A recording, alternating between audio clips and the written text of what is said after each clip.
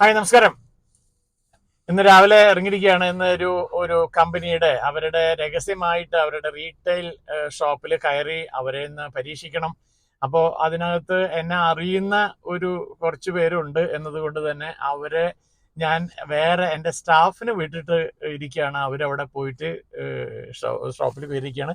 അത് കഴിഞ്ഞിട്ട് ഒരു അരമണിക്കൂർ കഴിയുമ്പോൾ ഞാൻ ചെല്ലും. അപ്പൊ ഞാൻ ഈ അരമണിക്കൂർ ഗ്യാപ്പ് ഉണ്ട്. അപ്പൊ എനിക്ക് ഇന്നലെ ഞാനൊരു ഒരു സംരംഭകനുമായിട്ട് ഡിസ്കഷൻ ഉണ്ടായിരുന്നു. അതിന്റെ കാര്യം ഒന്ന് പറയണം എന്നതിന്റെ ഭാഗമായിട്ടാണ് ഇപ്പൊ ഞാനിവിടെ വന്നിരിക്കുന്നത്. അതായത് ബിസിനസ് പ്രത്യേകിച്ചും നമ്മുടെ മലയാളികളിൽ അല്ലെങ്കിൽ എല്ലാവർക്കും ബിസിനസ് ചെയ്യാൻ ആഗ്രഹമുണ്ട്. ബിസിനസ് ചെയ്യാൻ ആഗ്രഹം വരുന്ന എന്താണെന്ന് വെച്ചാൽ ഓപ്പോസിറ്റ് നമ്മുടെ നാട്ടിലെ ആളുകൾ നന്നായിട്ട് സൗകര്യപ്രദമായിട്ട് നടക്കുന്നത് കാണുമ്പോൾ, അവരുടെ ലൈഫ് കാണുമ്പോൾ അതുപോലെ നമുക്കും ഉണ്ടാകണം എന്നതിന്റെ ഭാഗമായിട്ടാണ് പലപ്പോഴും പലരും എല്ലാവരും അല്ല, ഒരു കൂട്ടം ആളുകൾ ബിസിനസ്സിലേക്ക് എടുത്തു ചാടുന്നത്. അപ്പം ബിസിനസ്സിൽ വരുന്ന പുതിയ ആളുകൾ ഉണ്ടാക്കാം, അല്ലെങ്കിൽ ഒരു കൂട്ടായ ആളുകൾ വരും, അല്ലെങ്കിൽ പാരന്റ്സിൽ നിന്ന് മാറി വന്ന ബിസിനസ്സുകാരുണ്ടാകും. ഇങ്ങനെ വേറെ വേറെ തരത്തിലുള്ള ബിസിനസ്സുകാരുണ്ടെങ്കിലും പുതിയ ബിസിനസ്സിനകത്ത് വരുന്ന ആളുകളിൽ ഒരു കൂട്ടം ആളുകൾ എല്ലാവരും പറയാനല്ല, ഒരു കൂട്ടം ആളുകൾ ചെയ്യുന്നത് എങ്ങനെയാണെങ്കിൽ, നമുക്ക് ഓൾറെഡി നന്നായിട്ട് എസ്റ്റാബ്ലിഷ് ആയിട്ട് നമ്മുടെ അടുത്ത് ഒരു ബിസിനസ് വളരുന്നുണ്ട് എങ്കിൽ ആ വളരുന്നത് കാണുമ്പോൾ ഇതുപോലെ നമുക്കും വളരാം എന്ന് വിചാരിച്ച് അതിലേക്ക് ജമ്പ് ചെയ്യുന്ന ഒരു കൂട്ടം ആളുകളുണ്ട്. അപ്പോൾ ബിസിനസ്സിന് നല്ലൊരു റിസ്ക് ഉണ്ട്. ബിസിനസ്സിന് റിസ്ക് ഉണ്ട്. 24 hours എൻഗേജ്ഡ് ആകുന്ന ഒരു ആക്ടിവിറ്റിയാണ്. കാലത്തിനനുസരിച്ച് മാറിക്കൊണ്ടിരിക്കണം, സർവീസിന് മെച്ചപ്പെടുത്തണം, കസ്റ്റമറിന്റെ റിവ്യൂ നോക്കണം, പ്രൊഡക്റ്റ് നമ്മൾ ഇറക്കുന്നത് കസ്റ്റമറിന് അനുയോജ്യമാണെന്ന് നോക്കണം, കാലത്തിനനുസരിച്ച് പ്രൊഡക്റ്റിൽ അപ്ഗ്രഡേഷൻ ഉണ്ടോ നോക്കണം.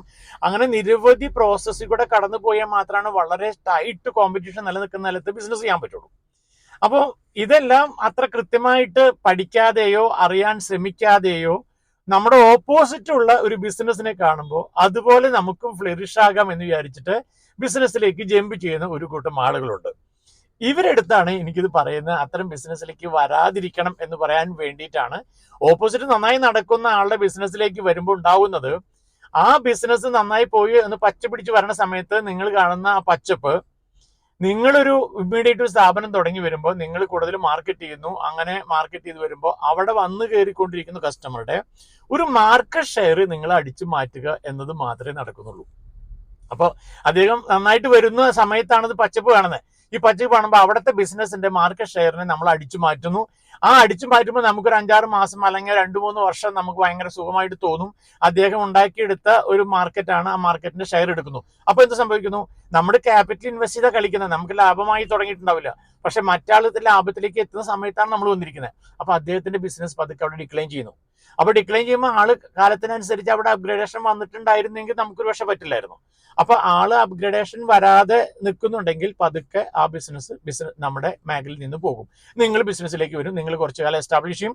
അപ്പൊ നിങ്ങളെ പച്ചപ്പ് കണ്ടിട്ട് വേറെ ആൾ വരും. അപ്പൊ നിങ്ങളുടെ കയ്യിൽ നിന്ന് ആ ബിസിനസ് പോകും. നിങ്ങൾ കാലത്തിനനുസരിച്ച് അപ്ഡേറ്റ് ആയില്ലെങ്കിൽ നിങ്ങളും പോകും. ഇങ്ങനെ ഒരു കാറ്റഗറി ചെയിൻ ഓഫ് ബിസിനസ് നടക്കേണ്ട, ഇങ്ങനെ മാറി പോകുന്നു, അടുത്ത തലമുറയിലേക്ക് പോകുന്നു. ഇതാണോ ശരിക്കും ബിസിനസ് എന്ന് പറയാൻ വേണ്ടിയിട്ട്? ബിസിനസ് എന്ന് പറയുമ്പോൾ അതിനകത്ത് പ്രധാനമായിട്ട് 3 കാര്യങ്ങൾ നമുക്ക് പറയണം. ഒന്ന്, നിങ്ങൾക്കൊരു ബിസിനസ് ചെയ്യാനുള്ള ആപ്റ്റിറ്റ്യൂഡ് ഉണ്ടോ? അതായത് ഈ പറഞ്ഞ പോലെ 24 hours എൻഗേജ്ഡ് ആയിട്ട് നിൽക്കാനുള്ള ഒരു ആപ്റ്റിറ്റ്യൂഡ് ഉണ്ടോ?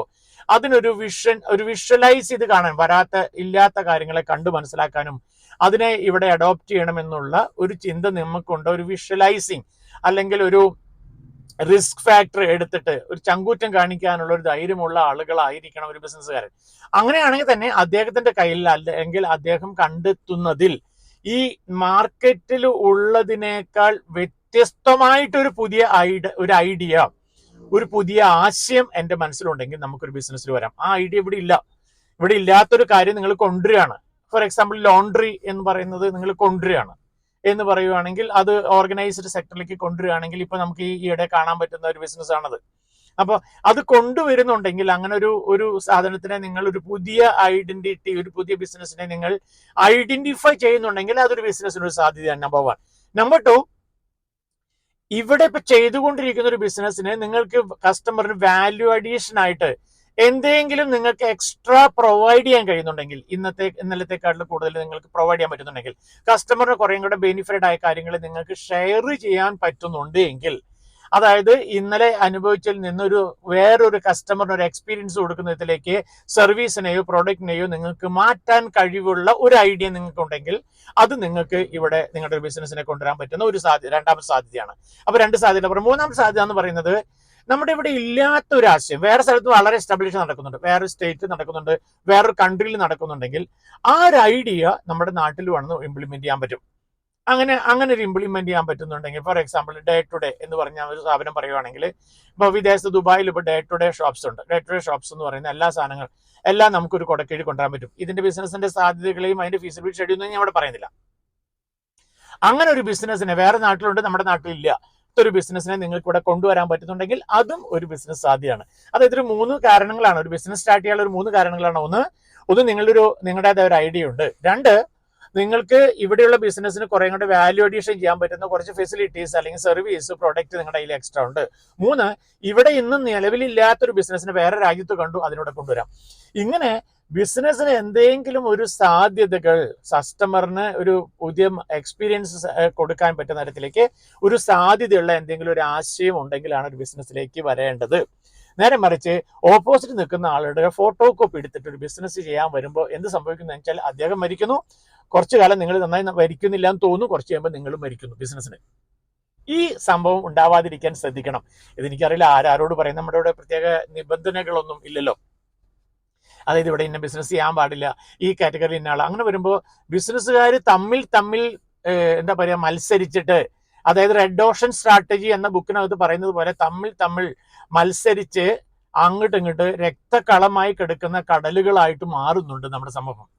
അങ്ങോട്ടും ഇങ്ങോട്ട് രക്തം ഒലിപ്പിച്ച് കൂട്ടിയിടിച്ച് രക്തം ഒലിപ്പിക്കുന്നതല്ലാതെ ആരും നന്നായിട്ട് ജീവിക്കുന്നതായിട്ട് കാണാൻ പറ്റുന്നില്ലാത്ത തരത്തിലേക്ക് വരുന്ന ഒരു സാഹചര്യം ഇപ്പൊ നമ്മുടെ മുന്നിലുണ്ട്. അതുകൊണ്ട് തന്നെ എല്ലാവരും ബിസിനസ്സിലേക്ക് എടുത്ത് ചാടാതെ, ഒരു ബിസിനസ്സുകാരൻ ഉണ്ട് എങ്കിൽ ആ ബിസിനസ്സുകാരന് അവനൊരു ആശയമുള്ളവനാണെങ്കിൽ അവന് ആശയം നടപ്പാക്കാൻ ഒരു കൂട്ടം ആളുകൾ വേണം. അപ്പൊ ബിസിനസ്സുകാരനെ പോലെ ചിന്തിച്ചുകൊണ്ട് അവന്റെ കൂടെ ഉടമസ്ഥ എടുത്തുകൊണ്ട് അവിടെ ഒരു മാനേജർ, ഒരു സ്ട്രാറ്റജി ടീമിലേക്ക് നമുക്ക് വരാം. നമ്പർ 2, അതായത് ഒരു ബിസിനസ്സുകാരനാകാം, അല്ലെങ്കിൽ സ്ട്രാറ്റജി ടീമിലേക്ക് വരാം, മാനേജർ അല്ലെങ്കിൽ അതിന്റെ കാര്യങ്ങൾ നടത്തുന്ന ആളായിട്ട് വരാം. അത് രണ്ടാമത്തെ ആളുകൾ. മൂന്നാമത്തെ കാറ്റഗറി, ഇത് രണ്ടിനും നമുക്ക് കഴിവില്ലെങ്കിൽ അവരുടെ കൂടെ അത് ഇംപ്ലിമെന്റ് ചെയ്യാനായിട്ട് മാർക്കറ്റിംഗ് പേഴ്സണായിട്ട്, സെയിൽസ് പേഴ്സണായിട്ട്, പ്രൊഡക്ഷൻ ആളായിട്ട് വരാം. അപ്പൊ ഇങ്ങനെ ഡിഫറെന്റ് സെഗ്മെന്റിലും ഓപ്പർച്യൂണിറ്റി എടുക്കുന്നുണ്ട്. നമ്മളെല്ലാം എന്തിനത് ചെയ്യുന്നത്? ഹാപ്പി ആയിട്ട് ലൈഫ് ഉണ്ടാക്കാൻ വേണ്ടി. ഹാപ്പി ആയിട്ട് ലൈഫ് ഉണ്ടാക്കാൻ വേണ്ടി ബിസിനസ് ചെയ്യണം എന്നില്ല, പക്ഷെ അതിന് പകരം ഉടമസ്ഥതയോടുകൂടെ അതിന്റെ കൂടെ നിൽക്കുക. ഇനി എന്താ പറയാ, എൻ്റെ ഒരു സംരംഭകൻ പറഞ്ഞിട്ടുണ്ട്, എന്റെ സമയം ഞാനാണ് നിശ്ചയിക്കുന്നത്, എനിക്ക് ബോസ് ഇല്ല, എനിക്ക് എന്റെ ഷർട്ടിന്റെ ഈ കുടുക്കിട്ടില്ലെങ്കിൽ ആരും എന്നോട് ചോദിക്കുന്നില്ല. ഇങ്ങനെയൊക്കെയുള്ള ആശയങ്ങളുള്ള ആളുകള് അതിന് അനുയോജ്യമായ ഒരു ഐഡിയ കണ്ടെത്തിയില്ലെങ്കിൽ നിങ്ങൾ ഈ സ്വാതന്ത്ര്യമൊക്കെ ആഘോഷിക്കുന്നുണ്ടെന്ന് പറയുകയാണെങ്കിലും ultimate end of the day നിങ്ങളുടെ മൈൻഡ് ഹാപ്പി അല്ല. അപ്പൊ പിന്നെ എന്തിനാ ഹാപ്പിനെസ് ഇല്ലാതെ ലൈഫിൽ എന്താ വേണ്ടത്? ആ ഹാപ്പിനെസ് ഇല്ലാണ്ട് മറ്റുള്ളവരുടെ മുന്നിൽ ഷർട്ടിന്റെ കുടുക്കഴിച്ചിട്ട് നടക്കുന്നുണ്ടാകും, പക്ഷെ ഉള്ളിലും മുഴുവൻ പ്രയാസപ്പെട്ട്, എന്താ പറയുക, ഉള്ളിൽ മുഴുവൻ തീയായിട്ട് നടക്കുന്ന ആളുകളായിട്ട് മാറുന്നുണ്ടാവും. ഇത്തരത്തിലേക്ക് വരാതെ നമ്മളെ ഒന്ന് കറക്റ്റ് പ്ലാൻ ചെയ്തിട്ട്, ഞാനൊരു ബിസിനസ് കൊണ്ടുവരാൻ യോഗ്യനാണോ, ആ ബിസിനസ് എനിക്ക് ഈ സമൂഹത്തിലേക്ക് ആവശ്യമുള്ളതാണോ, ആ സമൂഹം എന്നെ സ്വീകരിക്കുമോ എന്നൊക്കെ ഒന്ന് നിരീക്ഷിച്ച് പഠിച്ചിട്ട് ബിസിനസ്സിലേക്ക് ഇറങ്ങാൻ മതി. അങ്ങനത്തെ പറ്റുന്നൊരു സാഹചര്യത്തിലാണ് നിൽക്കുന്നത്. എല്ലാവരും ഓടിക്കേറി ബിസിനസ്സിലേക്ക് വന്നു കഴിഞ്ഞാൽ ആരും ഇവിടെ സർവൈവ് ചെയ്യാതെ രക്തക്കളമായി കിടക്കുന്ന ഒരു കടല് പോലെ മാറിക്കൊണ്ടിരിക്കുകയാണ് കേരളം. ഇത് ചിന്തിപ്പിക്കാൻ വേണ്ടി പറയുവാണ്. ഇന്നലെ ഒരു ഡിസ്കഷനകത്ത് വന്നപ്പോൾ ഞാൻ പറഞ്ഞു പോയതാണ്. എന്തെങ്കിലും തെറ്റായി തോന്നിയിട്ടുണ്ടെങ്കിൽ ക്ഷമിക്കണം. ബിസിനസ്സുകാരനെ ഡെവലപ്പ് ചെയ്യണം, ബിസിനസ്സുകാരൻ ഈ സമൂഹത്തിൽ വേണം, ബിസിനസ് ഇല്ലെങ്കിൽ നമുക്ക് മുന്നോട്ട് പോകാൻ കഴിയില്ല എന്ന്, ബിസിനസ് കൊണ്ട് എന്താ പറയാ സമ്പന്നത്തിലേക്ക് അഭിവൃദ്ധിയിലേക്ക് വരൂ എന്ന് പറഞ്ഞ നാട് തന്നെയാണിത്. അതിൽ കൂടെ ബിസിനസ്സിനെ കൊണ്ടുവരുമ്പോൾ ശ്രദ്ധിക്കേണ്ട കാര്യത്തിന് വേണ്ടിയിട്ടാണ് പറയുന്നത്. ഈ ശ്രദ്ധ വളരെ നല്ലതാണ്. അല്ലെങ്കിൽ നമ്മൾ അന്യോന്യം തല്ല് പിടിച്ച് മരിക്കുന്ന ഒരു കൂട്ടം ആളുകളായിട്ട് മാറും എന്നതിന് മാറാൻ വേണ്ടിയിട്ടാണ് പറയുന്നത്. Thank you very much. വീണ്ടും കാണാം. ഇങ്ങനെ അവസരമായിട്ട് പറയാം വീണ്ടും. Thank you.